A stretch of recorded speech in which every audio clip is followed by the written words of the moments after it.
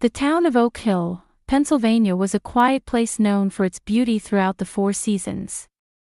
In Elizabeth Clark's garden, roses were blooming in the early summer sunlight. Elizabeth smiled peacefully as she tended to her garden. Her fingertips possessed the sure skill cultivated during 40 years as a nurse, and the plants flourished under her care. "Grandma! Look!" An energetic voice called from the backyard, and Elizabeth looked up. Her 7-year-old granddaughter Emma was running toward her, clutching something in both hands. When she opened her small hands, a large ladybug appeared. "My, what a beautiful creature," Elizabeth said gently. "But she might have a family somewhere. Thank you for showing me. Now, let's return her to where she belongs." Emma looked a bit disappointed but nodded and released the insect back into the field. Elizabeth stroked her granddaughter's golden hair, feeling proud of how thoughtful the child had become. Emma had inherited both her mother Caroline's intelligence and Elizabeth's own kindness. "When is Mom coming home?" Emma asked. Her blue eyes reflected her longing for her mother. "Soon, dear. She had an important court case today. Mom works to protect vulnerable people from those who would harm them." Caroline was a lawyer working at a local law firm. She devoted herself passionately to advocating for victims of domestic violence and workers who had been treated unfairly. Elizabeth was deeply proud of her only daughter's fight for people in difficult situations. At the same time, she understood the challenges Caroline faced as a single mother balancing work and raising a child. 3 years after her divorce from Robert, Caroline had been working diligently. Her ex-husband had been a capable doctor, but their relationship had been complex and difficult. After the divorce, Robert had moved to a hospital in another state, and though he had visitation rights with Emma, he actually only saw her a few times a year. "Shall we bake cookies? We can surprise Mom when she gets home," Elizabeth suggested. Emma's face brightened. "Chocolate chip ones? Of course. They're your favorite, aren't they?" The two headed to the kitchen and gathered around the old wooden table to begin baking. For Elizabeth, this time was precious above all else.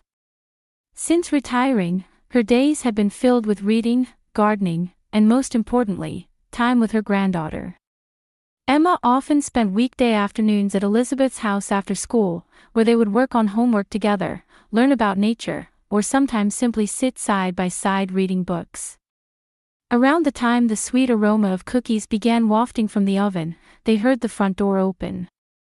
"I'm home," Caroline's tired voice echoed down the hallway.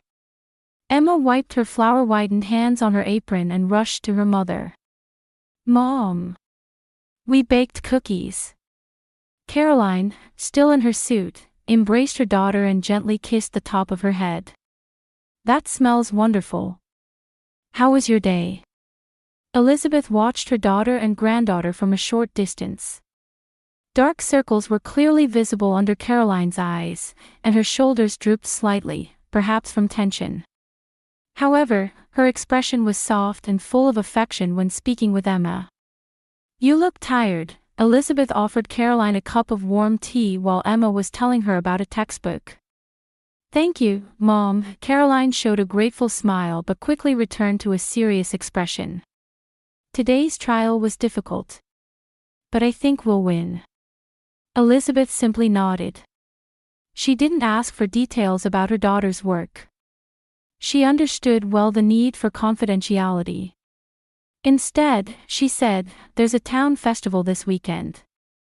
We promised to go together, the 3 of us, remember?"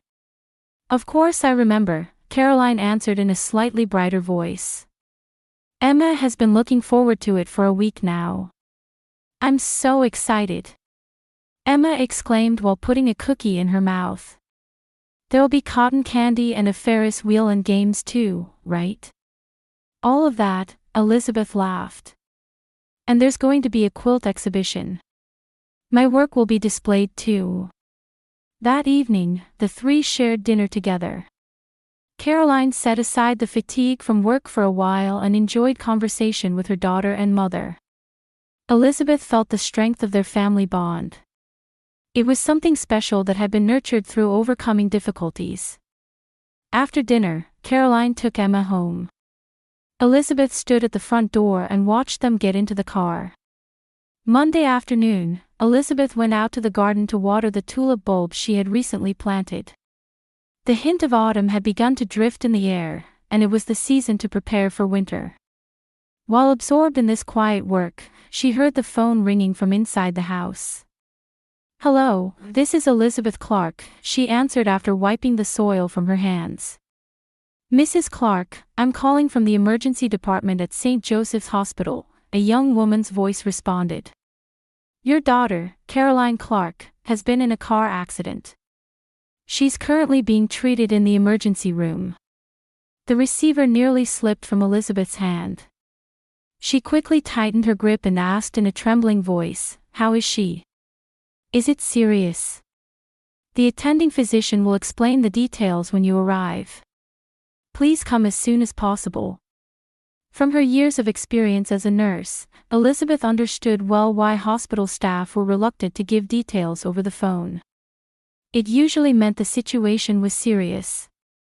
She tried to think calmly while suppressing her emotions. "I understand.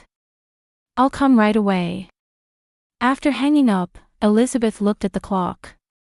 3:30 in the afternoon. It was when Emma's school day ended.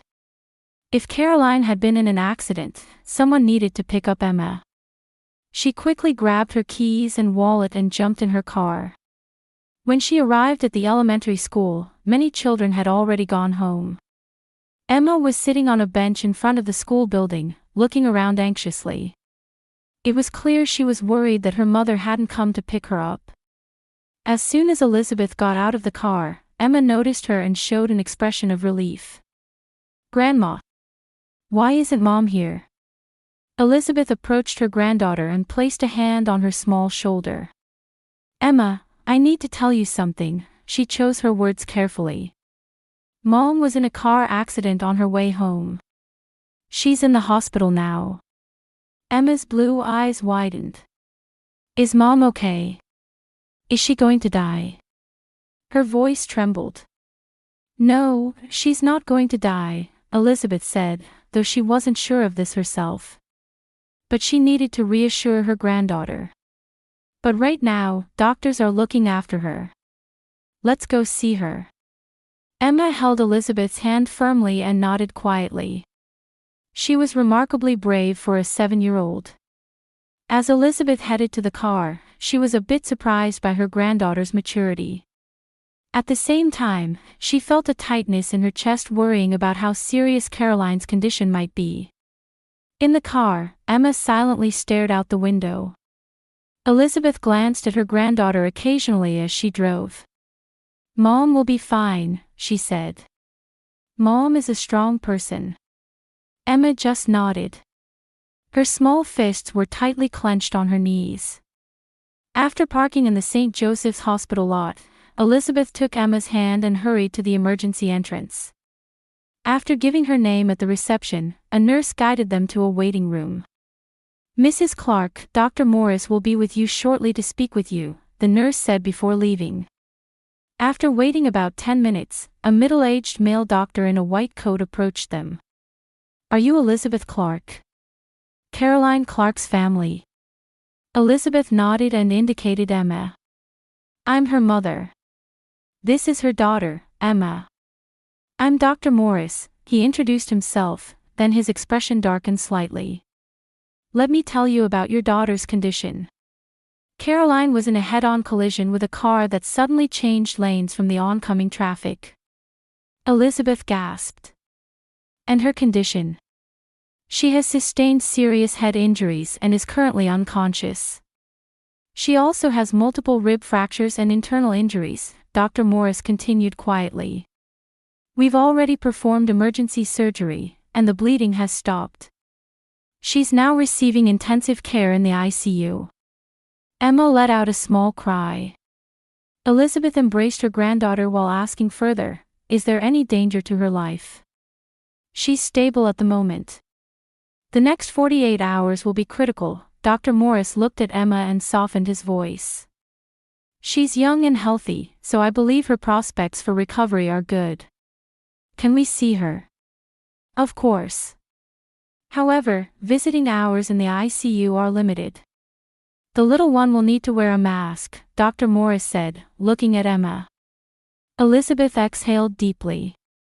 Thank you. What about the details of the accident? The other driver. According to the police, the other vehicle was a black sedan that fled the scene after the collision. I understand the police are currently reviewing security camera footage. Guided by Dr. Morris, Elizabeth and Emma took the elevator to the floor where the ICU was located. Before entering Caroline's room, Elizabeth firmly grasped Emma's shoulders and looked into her eyes. Emma, when we go in, Mom will be connected to a lot of machines. It might look scary, but those machines are important to help Mom. Do you understand? Emma nodded with a serious expression. Is Mom awake? She's sleeping right now. But I think she'll know we're there with her. When they entered the ICU room, they saw Caroline.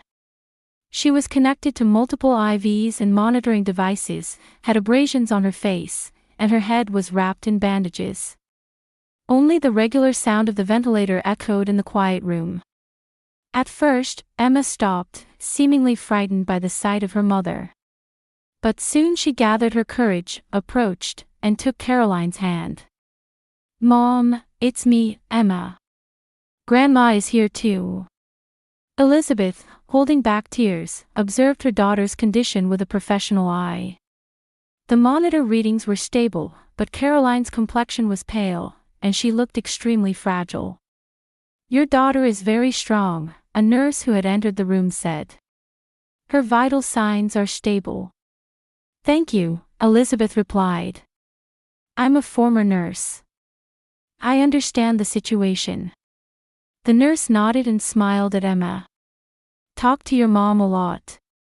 She might be able to hear you. After leaving the room, Elizabeth and Emma sat on a bench in the ICU hallway. Suddenly, a police officer in uniform approached them. Mrs. Clark. I'm Detective Johnson. I'd like to ask you a few questions about Caroline Clark's accident. Elizabeth nodded and said, while gently stroking Emma's head, I'll help in any way I can. Based on our investigation so far, it appears that a black sedan from the oncoming lane crossed the center line and collided with your daughter's car, the police officer explained, looking at his notebook. According to witness testimony, that car seems to have deliberately changed lanes. We're currently reviewing security camera footage from the area. Deliberately? Elizabeth asked in surprise. Does that mean it wasn't an accident, but intentional? The police officer chose his words carefully. We're investigating that possibility, among others. Do you know of anyone who might have been hostile toward your daughter? Elizabeth shook her head. I can't think of anyone. She's a lawyer, so she might have enemies from work, but... She paused, thinking for a moment, then suddenly said as if remembering, what about her ex-husband, Robert? They divorced 3 years ago. Their relationship wasn't good, but... We'll investigate all possibilities, the police officer said. If you remember anything else, please contact us anytime. After the police officer left, Elizabeth looked at her granddaughter. There were traces of tears on Emma's cheeks, but she was quietly maintaining her strength. Elizabeth thought with a prayer-like feeling, Caroline, hang in there. We're here with you. On the third day after Caroline's accident, Elizabeth headed to the hospital early in the morning with Emma. The previous day, Dr. Morris had called to say, her vital signs are becoming more stable, which allowed them to hold on to a small hope. Grandma, will Mom wake up today? Emma asked from the back seat of the car. Elizabeth looked at her granddaughter through the rearview mirror. Emma's eyes held mixed emotions of anxiety and hope. I don't know, Emma. But she's getting better little by little. Upon arriving at the hospital and taking the elevator to the ICU floor, Elizabeth looked for Caroline's attending physician. At the entrance to the ICU, a different nurse from yesterday greeted them. "Good morning, Mrs. Clark," the young female nurse smiled. "Dr. Morris is in surgery this morning, but there's been no change in Caroline's condition.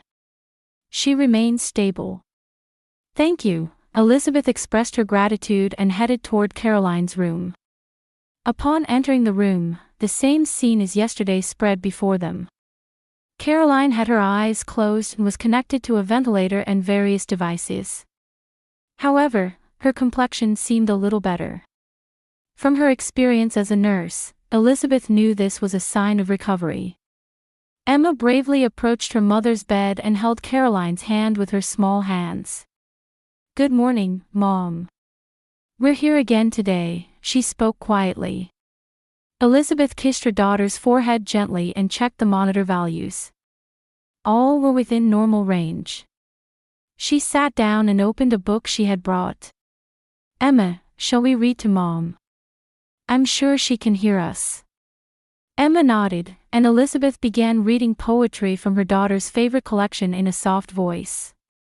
Only the beeping of the monitors and her quiet recitation echoed in the room. About an hour later, Emma suddenly stood up. "Grandma, I want some water." "Yes," Elizabeth closed the book. "I'll go buy some from the vending machine in the hallway." "Wait here." "No, I'll go with you," Emma said. "It's sad to leave Mom alone." Elizabeth smiled. "Mom is sleeping. We'll be right back." However, Emma shook her head stubbornly. At times like this, she showed her mother's inherited stubbornness. Elizabeth gave in and took her granddaughter's hand, leaving the room. They purchased 2 bottles of water from the vending machine in the hallway and returned to Caroline's room. A little while after they returned to the room, Emma seemed to have found something by Caroline's bed and was observing it intently. "What is it, Emma?" Elizabeth asked. Emma suddenly tugged at Elizabeth's sleeve. Her expression was a mixture of confusion and fear. "Grandma," she said in a small voice, "this isn't an accident. Look at Mom's side." Elizabeth looked in the direction Emma was pointing. Caroline's hospital gown had ridden up, exposing part of her side. There was a small dot visible, like an injection mark. The position was unnatural for a medical procedure. Elizabeth approached and observed more carefully. Her nursing intuition was sending a warning. "Emma, step back a bit," Elizabeth said quietly. She pulled Caroline's hospital gown further back to check her entire side. There were multiple injection marks. These were clearly in positions that would not be considered during normal medical procedures. They were traces of someone intentionally injecting drugs. Elizabeth froze. Various possibilities raced through her mind. Someone was trying to harm Caroline. Perhaps the accident wasn't a coincidence either. "I'm going to press the nurse call button." Elizabeth pushed the button with a trembling hand. A few seconds later, the young nurse appeared. "Is everything all right? Do you know anything about these injection marks?" Elizabeth asked, trying to appear calm. The nurse approached with a confused expression and looked at Caroline's side. "These are not from regular procedures.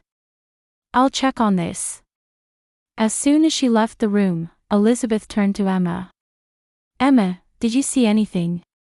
Did you see any strange person coming into Mom's room?" Emma thought for a moment and hesitantly answered, "I saw, yesterday, when you were in the bathroom. A man in white clothes came into Mom's room." Elizabeth's heart began to race. "Like a doctor?" "Yes, but different," Emma said. "Not the usual doctor. Someone I've never seen before. And..." She lowered her voice. "He was kind of scary." Dr. Morris and the head nurse rushed into the room. Elizabeth showed them the injection marks and explained the situation. "These are not from medical procedures," Dr. Morris said with a grave expression. "We'll conduct blood tests immediately. Head nurse, please call security." The next hour passed in confusion. Security staff were called, and nurses took emergency blood samples. Elizabeth spoke with Dr. Morris in the hallway. The blood tests detected drugs that were not prescribed, Dr. Morris said quietly, but with an angry voice. It appears someone was intentionally trying to administer drugs to Caroline. Elizabeth exhaled deeply. We need to contact the police. The hospital has already done so, Dr. Morris said. They should arrive shortly. Elizabeth looked toward Emma. Her granddaughter was waiting in the playroom, accompanied by a nurse. She turned back to Dr. Morris with a determined expression and said, I'm going directly to the police station. I want them to check the hospital surveillance cameras too. Of course, Dr. Morris nodded. Your daughter's safety is our top priority. We'll provide 24-hour security. Elizabeth hurried to her granddaughter. Emma, Grandma needs to go to the police station. It's to protect Mom. Emma nodded with a serious expression. I want to go too. I want to help Mom. You stay in the hospital playroom, Elizabeth said. The nurse will stay with you. I'll be back soon. Emma initially resisted but eventually agreed. Elizabeth kissed her granddaughter and rushed out of the hospital. Upon arriving at the police station, Elizabeth was guided to Detective Jennifer Reed. She was a female officer in her early 40s with a calm demeanor. Mrs. Clark, please tell me what happened. Detective Reed guided Elizabeth to an interview room. Elizabeth explained in detail about the discovered injection marks, the man in white that Emma had seen, and the results of the blood tests. Detective Reed listened carefully and took notes. We received a call from the hospital and have already begun an investigation, Detective Reed said. We're reviewing the hospital surveillance camera footage. Could you give me a detailed description of the person your granddaughter saw? Elizabeth conveyed the information from Emma as thoroughly as possible. I'd also like you to investigate my ex-husband, Robert Fisher, she added. He's a doctor and divorced Caroline 3 years ago. Their relationship was never good. Detective Reed nodded. We'll investigate all possibilities. The surveillance camera footage is now ready, so let's take a look. She opened a laptop and played footage showing the hospital corridor. The date and time stamp indicated yesterday. Elizabeth concentrated on watching the footage around the time when Emma would have been in the bathroom. And there it was. The image of a man in a white coat entering Caroline's room. The face was only visible for a moment, but Elizabeth's chest tightened. Stop there, please, she gasped. That man, it's my ex-husband, Robert. Detective Reed stopped the footage and enlarged it. Are you certain? There's no mistake, Elizabeth's voice trembled. But he's not a doctor at this hospital, is he? He should be working at a hospital in another state. We'll confirm that. Detective Reed picked up the phone and gave instructions. Then she turned back to Elizabeth. Mrs. Clark, we're also progressing with the investigation into your daughter's accident. We've made progress in identifying the hit-and-run vehicle. We're also checking if there's a connection between the owner of that car and the person we just identified. All the pieces suddenly fell into place in Elizabeth's mind. Could both the accident and the suspicious injections have been planned by Robert?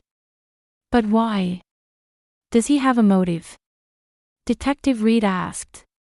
Any reason to harm Caroline? Elizabeth thought deeply. 3 years since the divorce. Robert had visitation rights with Emma but rarely came to see her. Did he resent Caroline?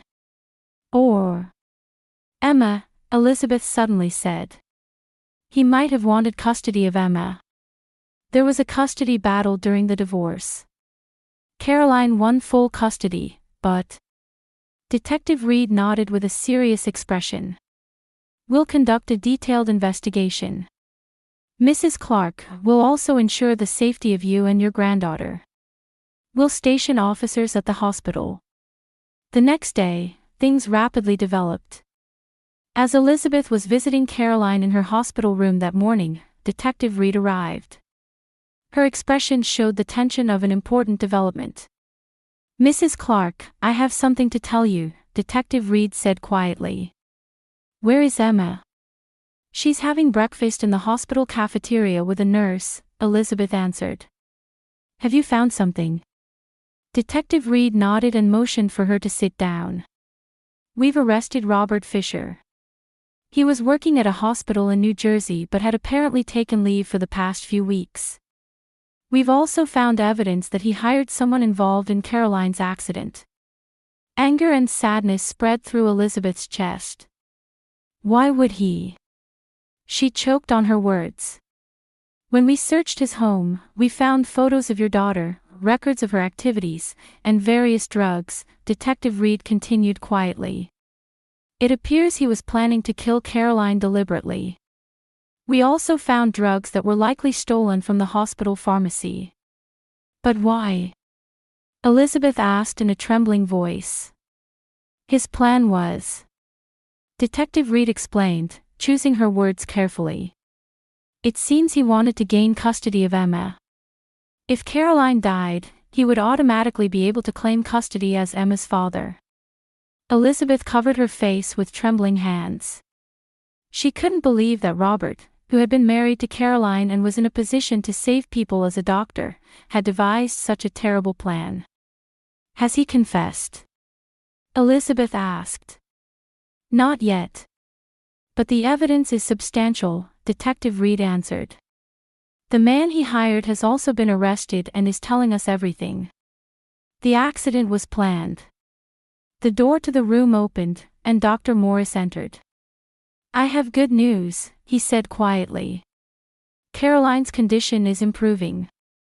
The swelling in her brain is beginning to subside, and there's a high possibility she'll regain consciousness soon." Tears welled up in Elizabeth's eyes. "Thank you." That afternoon, as Elizabeth was reading with Emma in the hospital room, Caroline's fingers moved slightly. "Mom." Emma gripped her mother's hand tightly. "Grandma," Mom moved. Elizabeth quickly pressed the nurse call button. Dr. Morris and a nurse rushed in and examined Caroline. "She's regaining responsiveness," Dr. Morris said with a smile. "This is a good sign." Late that night, Caroline finally opened her eyes. At first, she was confused and unable to speak, but gradually she began to understand the situation. Elizabeth briefly explained to Caroline about the accident but didn't yet tell her about Robert's involvement to avoid hindering her recovery. A week later, Caroline's condition had dramatically improved. She could sit up for short periods and enjoy conversations with Emma. "Mom, thank you so much," Caroline said, holding Elizabeth's hand. "For taking care of Emma and me." "Of course," Elizabeth smiled. "But there's something I need to tell you." Elizabeth told Caroline the truth. That the accident had been planned, that Robert had tried to kill her, and that if it hadn't been for Emma's brave discovery, his plan might have succeeded. Caroline listened silently and finally cried. "I can't believe it, that he would go that far." "Robert will stand trial next week," Elizabeth said. "He'll likely spend a long time in prison." "What about Emma? Does she know what her father did?" Caroline asked worriedly. "I only told her that her father did something bad and was arrested," Elizabeth answered. "We'll tell her the details when she's a bit older." As Caroline's discharge date approached, Elizabeth began preparing her home. Caroline and Emma would be living with Elizabeth for the time being. She moved a new bed into the house and prepared the rooms. On the day of the trial, Elizabeth took the witness stand. She spoke calmly but emotionally. "If not for my granddaughter Emma's brave actions, my daughter would not be here today." Robert, sitting in the courtroom, showed no expression. There was no sign of regret in his eyes, only cold anger. "Defendant Robert Fisher," the judge said in a stern voice. "Your actions were premeditated and despicable. From your obsession with your ex-wife and your twisted desire for revenge, you attempted to take her life. Furthermore, the crime of trying to involve your young daughter is serious. Robert, believing himself to be justified until the end, showed an angry expression at the verdict. He received a sentence of 20 years in prison. After the trial, Caroline sat with Elizabeth in a quiet cafe. Emma had returned to school, and they finally had time to talk alone. "Mom," Caroline said quietly. "For a long time, I didn't realize Robert's true nature. To think he would try to hurt us." "It's not your fault," Elizabeth held her daughter's hand. "He abused his knowledge and position as a doctor. But he can never hurt us again." Caroline nodded and looked out the window. "Emma has become a strong child.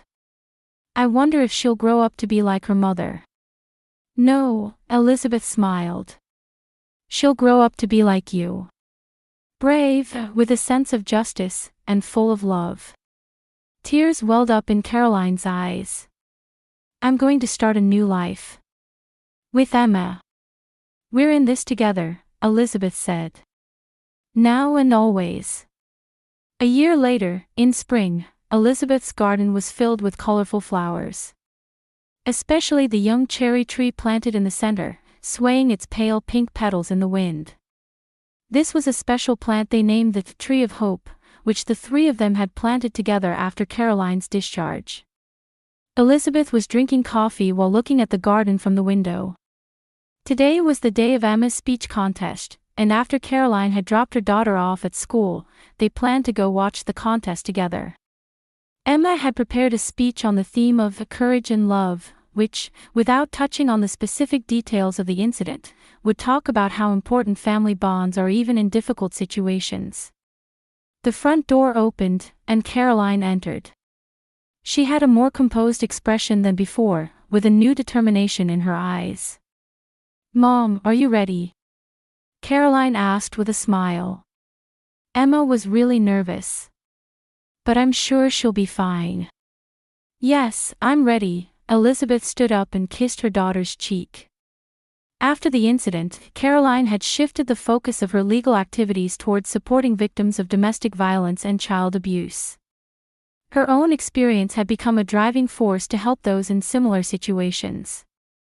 Elizabeth, too, had started a family support group in the community, spreading knowledge and techniques for older adults to protect their grandchildren and families. "Did you read the letter from Robert?" Elizabeth quietly asked. Caroline's expression darkened slightly. "Yes. He says he's reformed, but..." She looked out the window. "I can't believe it. But I don't want to think about him anymore. We have a new life." Robert had sent several letters from prison. At first, they contained content justifying his actions, but recently they had included words of apology and regret. However, no one could tell whether these were sincere or just an act aimed at early release. "Well, let's go." Elizabeth picked up her bag. "Emma is waiting." The school auditorium was bustling with parents and teachers. When Emma's turn came, she stood on the stage, looking a bit nervous. However, when she found her mother and grandmother sitting in the audience, her expression brightened. "The theme of my speech is courage and love," Emma began in a clear voice. "A year ago, my family faced a great trial. That's when I realized that true courage isn't about not being afraid, but about taking action for those you love, even when you are afraid." Caroline and Elizabeth listened with tears of pride and emotion in their eyes. They remembered the fear that the 7-year-old girl had experienced and yet how she had spoken up to save her mother despite that fear. When the speech ended, the auditorium was filled with warm applause. When it was announced that Emma had won, Caroline and Elizabeth stood up and cheered. On the way home, the three ate ice cream while walking through the park. The soft light of dusk enveloped them. "Mom, Grandma," Emma suddenly stopped and looked up at them. "We're the best family, aren't we?" Caroline embraced her daughter, and Elizabeth joined the circle. Their three shadows merged into one and stretched long. "Blood ties alone don't make a family," Caroline said quietly. "It's the courage and love to protect each other that create a true family." Elizabeth nodded and embraced her granddaughter and daughter. Many unseen seasons stretched out before them. And Elizabeth was confident that no matter what difficulties might come, this bond would support them.